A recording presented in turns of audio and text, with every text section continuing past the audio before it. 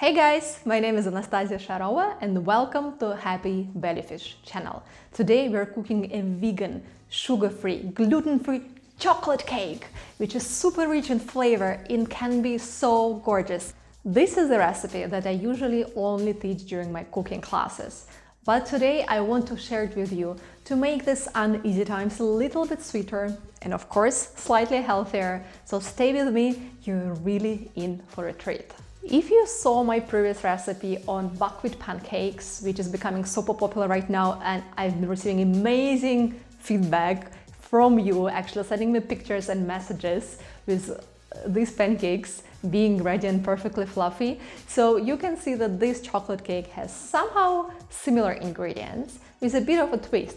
And this is the beauty of it. Once you learn how to work with particular ingredients, in this case buckwheat flour and bananas, you can create absolutely amazing things that are also completely different while using the same ingredients. So let's take a look at the ingredients that we will need for our delicious, absolutely breathtaking chocolate cake.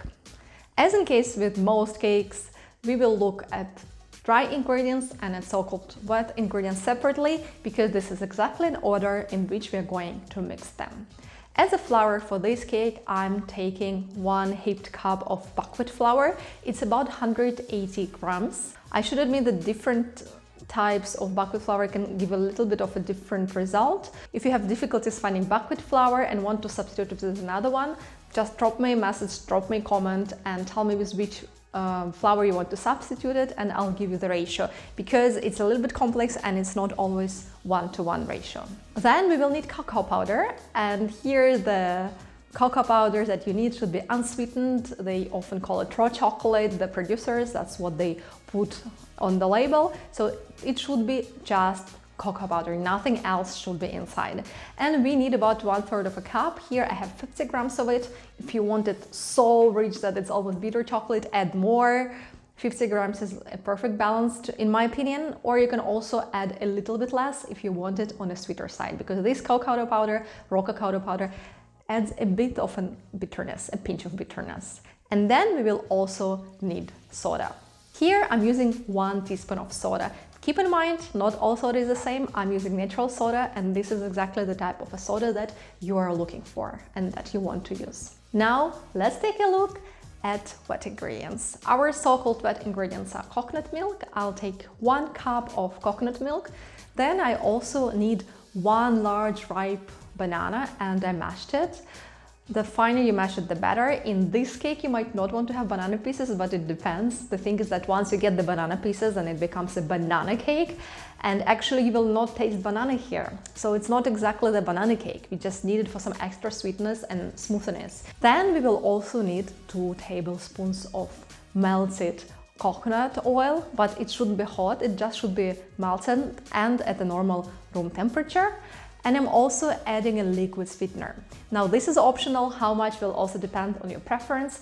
Frankly speaking, usually 1 banana is not enough for sweetness if you really want to have a cake. And again, chocolate will bring a certain amount of bitterness, so you might want to add a liquid sweetener. I'm adding here 4 to 6 tablespoons usually, and just any sweetener that you like that is more or less neutral in flavor. Maple syrup works good, coconut syrup works even better.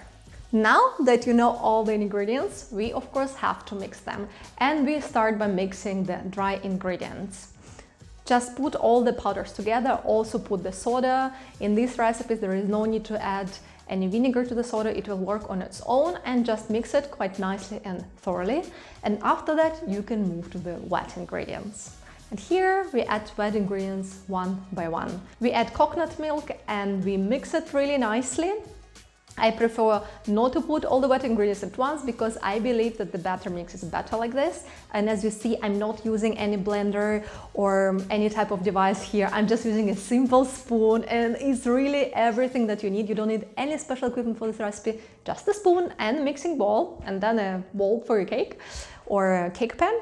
But in any case, if you're mixing with a spoon like me, you want to put your ingredients 1 by 1 to make sure that they come together really nicely. And to be honest, you can actually taste your batter. This is why this recipe is so amazing. There are no raw eggs, there are no raw ingredients, there is nothing that's super off in terms of flavor. Of course, it's not as delicious as the ready cake, but you can always taste and see. Do you have enough cocoa? Do you have enough sweet? Maybe it's a good idea to add something. You can also be creative and add some extra ingredients inside, but just don't make the batter too heavy or too wet. And here we go. You can really create your own proportions if you like it on a sweeter or on a bitter side, or you can really adjust it to your own taste buds.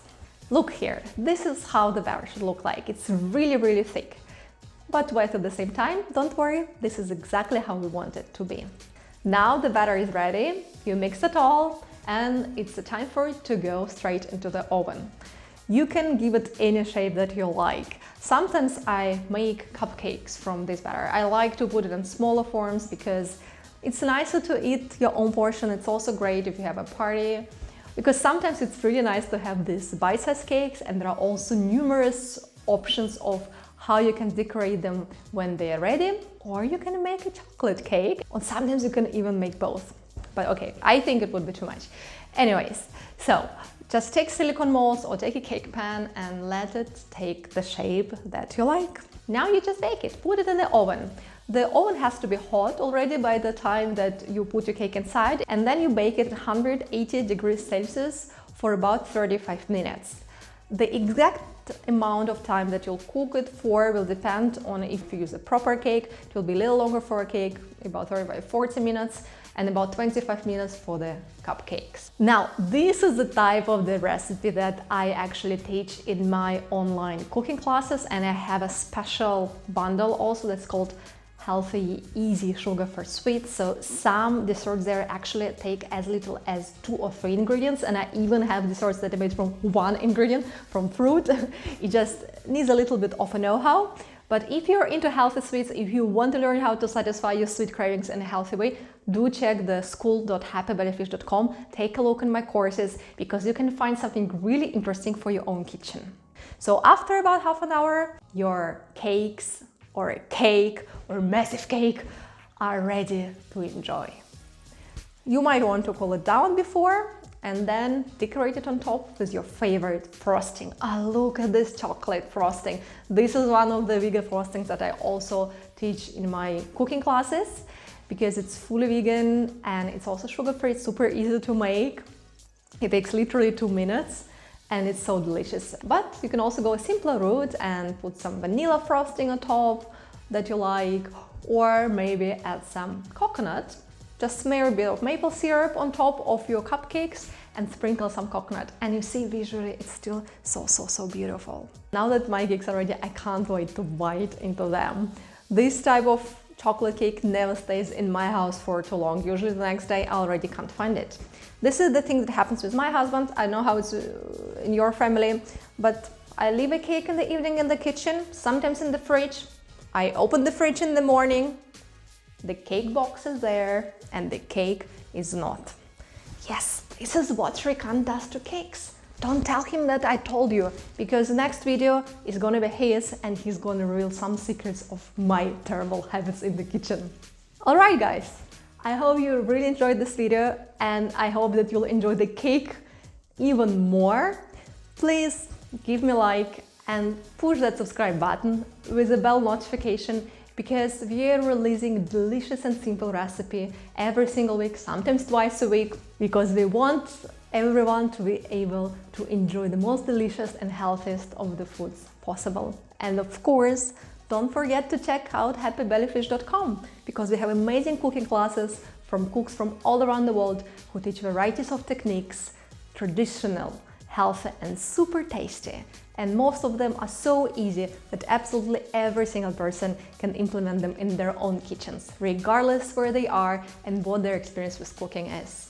I wish you a sweet and delicious day, and see you in the next video.